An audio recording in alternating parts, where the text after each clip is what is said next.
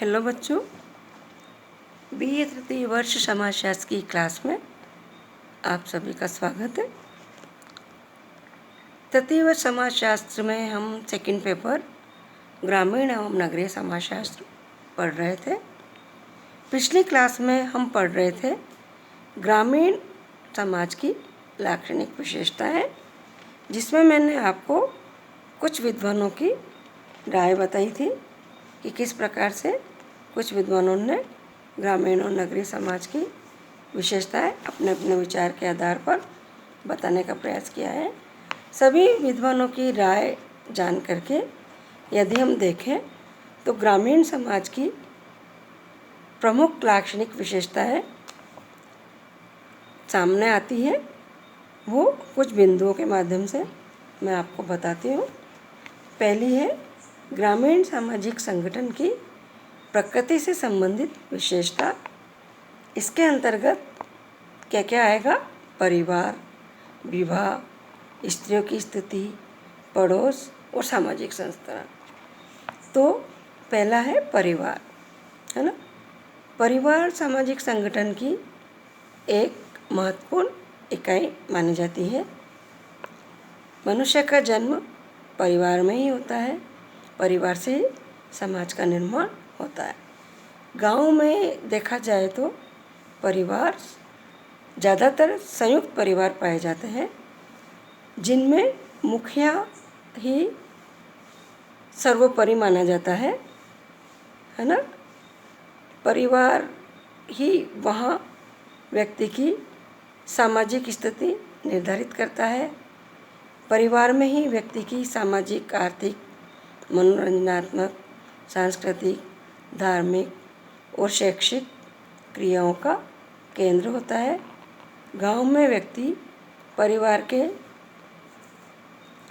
गांव के अंदर व्यक्तियों के ऊपर परिवार के सदस्यों का प्रभाव पड़ता है और परिवार का नियंत्रण भी अधिक होता है। यानी कि परिवार में ही व्यक्ति, गांव के अंदर परिवार में ही व्यक्ति पल बढ़ करके बड़ा होता है। फिर दूसरा है विवाह। ग्रामीण समाज में विवाह दो परिवार को जोड़ने की कड़ी होती है। विवाह की निर्धारण में परिजनों व रिश्तेदारों का महत्वपूर्ण हाथ होता है। नगरों में ऐसा नहीं होता है। नगरों में बच्चे अपनी पसंद से विवाह कर लिया करते हैं अधिकतर, जबकि गाँवों में परिजन और रिश्तेदारी विवाह के निर्धारण में इनका ही महत्वपूर्ण योगदान होता है। बच्चों का विवाह परिवार और रिश्तेदारी तय करते हैं। गाँव में अधिकांश व्यक्ति अपनी ही जाति में विवाह करते हैं, है ना। गाँव में दूसरी जाति में विवाह करना निषेध होता है, वर्जित होता है, उसको अच्छा नहीं माना जाता है। और गाँव में बाल विवाह भी अधिक होते हैं। ये भी गाँव की विशेषता दिखाई देती है गाँव में। फिर है स्त्रियों की स्थिति। ग्रामीण समाज में स्त्रियों की स्थिति भी निम्न होती है। पर्दा प्रथा का प्रचलन गाँव में देखा जाता है। स्त्रियों की दुनिया घर की चार दीवारी तक ही सीमित होती है। स्त्री शिक्षा का गाँव में अभाव पाया जाता है। वैसे वर्तमान समय में देखा जाए तो आवागमन के साधनों के विकास, संचार के साधनों के विकास और औद्योगिकीकरण और नगरीकरण की प्रक्रियाओं के कारण गाँव में भी लोग पढ़ने लगे हैं और गाँव में भी स्कूल खुल चुके हैं और गाँव की स्त्रियां भी शिक्षित होने लगी है। फिर है पड़ोस। ग्रामीण समाज में पड़ोस का भी बहुत अधिक महत्व होता है। संकट के समय पड़ोसी एक दूसरे की सहायता करते हैं। यानी गांव के लोग मिलजुल करके रहते हैं, एक दूसरे के सुख दुख में सहायक होते हैं, है ना। फिर है सामाजिक संस्तरण। ग्रामीण समाज में सामाजिक संस्तरण का आधार मुख्य रूप से जाति होता है है ना। वहाँ के लोग अधिकतर लोग कृषि कार्य करते हैं, है ना। तो जाति के आधार पर ही गांव में उच्चता और निम्नता का क्रम देखा जाता है। कृषि कार्य भी वहाँ पर अधिक किया जाता है, जो संस्तरण का एक एक आधार कृषि व्यवस्था भी है, जिसमें एक तरफ तो किसान होते हैं और दूसरी तरफ बड़े ज़मींदार होते हैं जिनके पास में ज़्यादा ज़मीन होती है, और एक तरफ मजदूर होते हैं जो कि भूस्वामी नहीं होते और दूसरों की ज़मींदारों की ज़मीन पे मजदूरी करके अपना आय का साधन जुटाते हैं।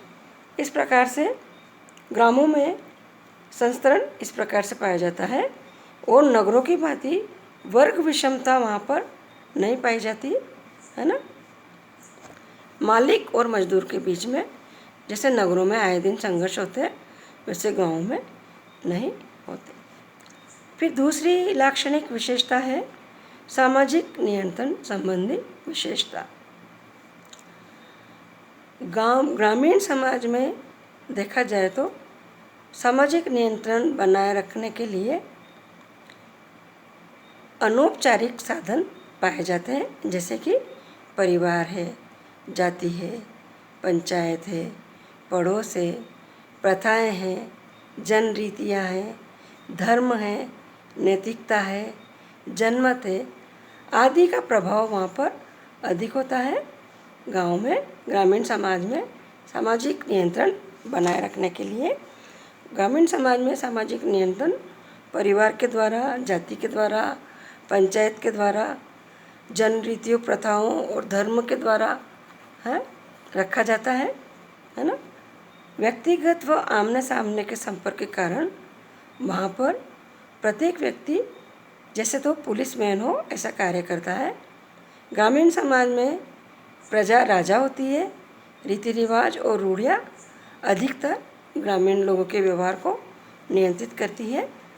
जैसे कि ग्राम में बहुत सी परंपराएं और प्रथाएं चलती है, उसी को सभी लोग फॉलो करते हैं और उसी से व्यक्ति के व्यवहार में नियंत्रण रखा जाता है। फिर नेक्स्ट विशेषता है सामाजिक संबंधों संबंधी विशेषता। ग्रामीण समाज में प्रत्यक्ष और प्राथमिक सामाजिक संबंध पाए जाते हैं। अनौपचारिक और व्यक्तिगत संबंध पाए जाते हैं। वहाँ व्यक्ति को महत्व दिया जाता है। प्राथमिक संबंध यानी बहुत ही करीबी और नज़दीकी संबंध, है ना। गांव में व्यक्ति को महत्व दिया जाता है। गांव के संबंध सरल होते हैं, गांव के लोग भी सरल होते हैं और उनके संबंध भी सरल होते हैं और सच्चे होते हैं। व्यक्ति का संबंध अधिकतर प्राथमिक समूहों से ज़्यादा होता है, जैसे कि परिवार है, पड़ोस है, मित्र मंडली है, नातेदारी है। इन प्राथमिक समूहों से व्यक्तियों के संबंध अधिक होते हैं। व्यक्ति अपनी आवश्यकताओं की पूर्ति के लिए इन प्राथमिक समूहों पर ही निर्भर रहते हैं और अपने व्यक्ति की आवश्यकताओं की पूर्ति गाँव में इन प्राथमिक संबंधों के द्वारा ही पूर्ण की जाती है। फिर नेक्स्ट है सामाजिक अंतःक्रिया संबंधी विशेषताएं।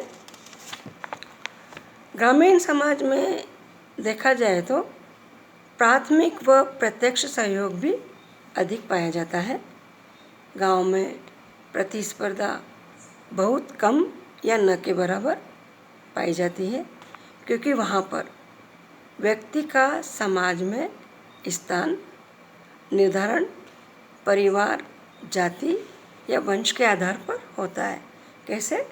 जैसे कि जो व्यक्ति उच्च जाति में जन्म लेते हैं उनको गांव में बड़ा व्यक्ति माना जाता है, उसका स्थान समाज में उच्च माना जाता है। और निम्न जाति में जिसका जन्म होता है उसका स्थान ग्रामीण समाज में निम्न माना जाता है। इसके अलावा वंश, अमीर व्यक्ति के यहाँ पे यदि व्यक्ति का जन्म होता है तो उसका स्तर उच्च होता है, और गरीब व्यक्ति के यहाँ पे यदि जन्म होता है तो वो उसका स्तर निम्न होता है। इस प्रकार से सामान्य व्यक्ति का स्थान का निर्धारण परिवार, जाति और वंश के आधार पर होता है। गांव में कभी कभी संघर्ष देखने को मिलता है। वहाँ पर भूमि, स्त्री और संपत्ति को लेकर के अधिक संघर्ष होते हैं। कभी कभी परिवार, जाति और गांव में भी परस्पर संघर्ष देखने को मिल जाते हैं। ग्रामीण लोग रूढ़िवादी होते हैं, परंपरावादी होते हैं, है ना। इसलिए वो नए कानूनों और परिवर्तन को बहुत जल्दी स्वीकार नहीं करते। दैट्स ऑल, आज इतना ही। बाकी की विशेषताएं हम अगली क्लास में पढ़ेंगे।